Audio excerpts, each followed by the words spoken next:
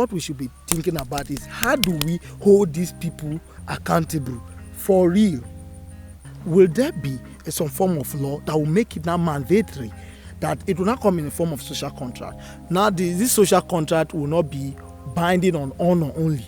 It will be binding mandatorily, that if you make a campaign promise or promises, you are bound to fulfill it in or substantial fulfillment of that campaign promises in 2 years' time, else it will be a ground for impeachment. That is where we should be heading to.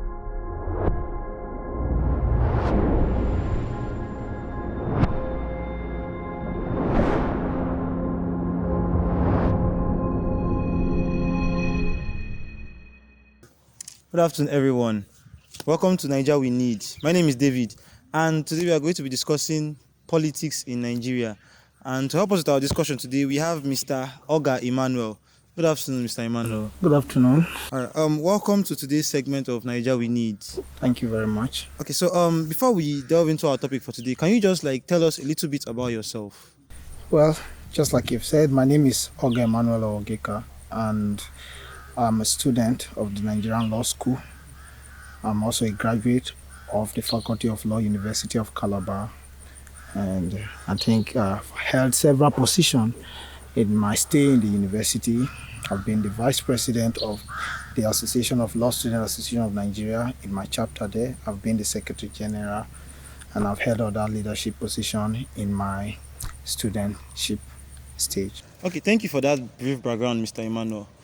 Before we go deep into our topic for today, I just want to ask you one simple question. Yes. Do you believe that Nigerian politics is heading in the right direction currently?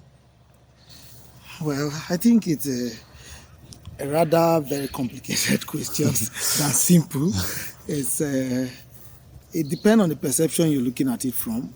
So far, so good. We have been trying to modify or improve on our laws that regulate our political activities. We have been able to, establish certain level of commitment into transforming our political activities in the country. But I literally do not see the result. I cannot see the result perfectly now, but it's a developing stage. So I think we are heading somewhere, but I can't really tell as to where we are heading to. But of course, I know that with the level of laws and rules and the regulation and the activities and policies we have been able to put together in this our country, if we follow a strict census and if we follow it committedly, I think we'll head to a right direction. That's it. All right, thank you very much for that answer. What do you think about Nigerian leadership, particularly our federal leadership? Well, Nigerian leadership has been something quite complicated too, and it's also exciting too. It's something that requires studies, a lot of studies to really know the holistical, affairs of Nigerian government, especially in the federal sector, because we practice a federal system, but it seems like the power is concentrated on the presidency, but yet we are in a federal system whereby power is separated. But at the same time, I think it's complicated because even though we assume the status of a federation, we still see ourselves, jumping into the arena of a presidential system, which isn't supposed to be the case in our country. And I think that is one of the main reasons why we have, a defective performance in government and in leadership. And I think also another key things we should also take note is the fact that, first of all, we'll look at the way activities and leadership position is being handled and the way the followership are following. I think the whole thing is not corresponding. It's not corresponding with the doctrine of the social contract that actually bet most of the leadership, most of the government or governmental, system we have in different countries. So I think if it will follow the principle of, social contract as it were or as it ought to be, I think we will get there. That's what I think. Okay, thank you very much for that. You mentioned followership just now. I have to ask, In Nigeria, in recent time, or rather in past times, Nigerians have mostly been the Nigerian voters have mostly been followers, being followers of either political parties or being followers of their specific candidates based on their own sentimental views. Now, do you think that citizens or the voters per se should be followers of political parties, or should they be followers of candidates? First of all, it's not easy to say. Well, everyone have the right to determine which path to take, but I think the most appropriate thing is to first of all determine who come up with the policy that run government. Is it the candidate or the political party? Which individual is recognized? Is it the corporate body, which is the political party, or it's the personal entity, that's the human being, the personal person who is assuming a position in case he is elected? I think that's the main uh, way to look at it from. But I think generally, I think the political party play a lot of roles in determining who becomes. And at the end of the day, it is the policy of the political party that will transform or that will be pushed through their candidate. So I think it's more appropriate to look at the party holistically to know the idea, the brain works behind it. Because you can have a good young man, vibrant person who is overwhelmed, who is enthusiastic to carry on a good policy towards it. But when he gets into a political party, he will be influenced by the people who are already in the political party. We've seen it in a lot of parties, APC, PDP, and the likes. We keep seeing it. So whenever you have a good intention, it doesn't stop there as an individual. So if the followers are following a particular individual, they should also take note of the platform such a follower is coming from, such an individual, their leader is coming out from, so that you'll be able to know, because that platform they are will definitely transcend into something. They will be able to be there is always an influence, an internal influence that will jeopardize or sometimes influence the policy of that. In some cases, it won't change it completely, because you may have an idea. Look at the instance of APC. I mean, during Buhari, during his first tenure, he came up with a lot of promises. You feel it that he is coming to do a lot of things, but I think at some point he got compromised. He was fighting corruption. He said he wanted to fight corruption in totality, but when you look at it, sometimes it tilts towards one side. That's the influence I'm talking about. Okay, thank you very much. Yeah. In 2023, there was an unprecedented event that occurred in 2023. A lot of Nigerian youths stood up and abandoned the existing political juggernauts that were in existence, as the PDP and the APC, in order to support the LP and their candidates, Mr. Peter Obi. All right, now, what do you think about that shift in mentality of the followership or the voting class in choosing to abandon these existing political juggernauts in order to support the little party that was the LP? What do you think about that shift in ideology? It is really interesting, and it is really a good one. That's why I said we can head to a right direction if we all cooperate. I think the youth especially, they were able to look beyond what we ordinarily had. The two parties that were in power and have been in power for so long now, and then everybody supporting them. They have crowd, of course, but they want to see beyond.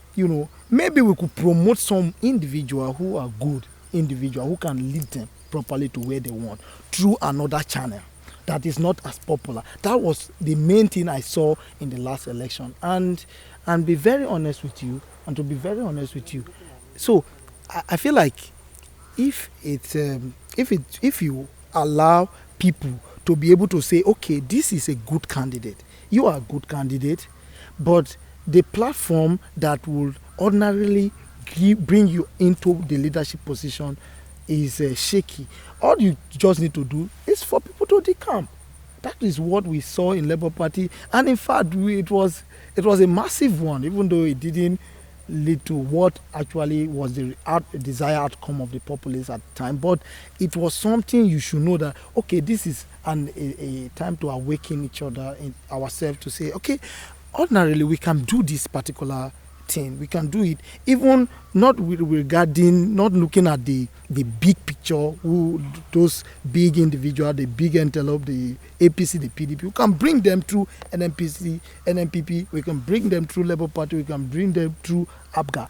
All the political platform has the right to produce, and the right given to them by law to produce means that you can bring anybody through there. But we already know that the other two parties are strong, but we can't downplay it. But if people unanimously agree, just like we saw in Labour Party, I think there's nothing that can stop the people from producing who they want to produce through whatever channel they want to produce. All right. You mentioned something about this shift being good for Nigerian politics. So do you think that this shift in ideology is like a first step in the right direction? That's what I'm trying to say. Is, do you think that Nigerian politics can get better, maybe in the near future or maybe in the foreseeable future? Well, it is the best thing I've ever seen since my birth, like since I grew up to know what politics is all about, what voting and being voted for is all about. I think this is the first time I've seen, a totally desired people who are committed to foster a particular, an event, push forward a candidacy or a person who they like. We had a lot of dissenting opinion about it, but at the end of the day, it shows clearly that we can abandon the elephant in the house and start using the other people, the other platform, and not looking at the fact that some people are established already. The fact that they are established doesn't mean, the fact that they have established their party doesn't mean that they are producing the right people. So if they cannot produce the right people and they are doing it so politically, down tuned in such a way that if the people that are producing are not people that are capable to lead us to where we are going to, we use other channels. And at the end of the day, it is one thing to produce them, it's another thing to deliver in their mandate. Because it's not about just voting and then your candidate win. Let's assume if Peter Obi wins, you understand? Well, let's assume he won the election, or he eventually won this past election, and then he has been sworn in. How effective will have been his government? It's not about bringing in, yeah, you think it is, but do you think he can do it? That's another question. It's another ball game, and that's where we should even think about, at this point in time, because the election is concluded and we're heading to another one, which will come in the next 2 years or so. So I think what we should be thinking about is, how do we hold these people accountable for real? Because first of all, you have people who have come with all their promises and all their promises and all the promises we've heard, and none of them will be fulfilled to the end of the administration. You will see that in all of the promises they made, it's only one or two that will be fulfilled out of the numerous promises. Will there be some form of law that will make it now mandatory that now it will not come in the form of social contract? Now this social contract will not be binding on honor only, it will be binding mandatorily, that if you make a campaign promise or promises, you are bound to fulfill it in, or substantial fulfillment of that campaign promises in 2 years time, else it will be a ground for impeachment. That is where we should be heading to, so that these people don't come and look at us in our face and tell you, I will make your life better in less than 1 year into office, and then when they enter office they start giving us excuses, the previous government have done this, this is the reason why we shouldn't. No, it shouldn't be in that light. It should be something that you have promised and you fulfill. We will make reference to California. Is it Colombia thereabout? I think Colombia, when Arnold Schwarzenegger, that guy that acted Commando, he promised, that security, and an incident occurred that a bomb exploded, and he was, asked to resign, and he resigned. Just a bomb exploding, no one died, no casualty, but he promised So you can't, but that is not the case in Nigeria. Who would do that in Nigeria? So there should be a law that will make it a binding force and you can enforce it. And there are so many other loopholes in the laws that, like the one that said that the chapter 2, which is the most important chapter of that constitution. In fact, if it is either ahead of the chapter 4 or it is a little bit below chapter 4. Two of them goes hand in hand. Yes, chapter 2 is totally unenforceable to a very large extent, and that clock should be removed, and so that all the policies there can be enforced. All right. Thank you very much for sharing your thoughts with us, Mr. Emmanuel. Thank you so much. Thank you for having me. Thank you very much. I really appreciate it, bro. All right, we have come to the end of our segment for today. This is Nigeria We Need, and you just finished hearing Mr. Emmanuel share his views on Nigerian politics with us. So, but for now, we have to say goodbye. So, thank you very much for tuning in. See you next time. Have a nice day.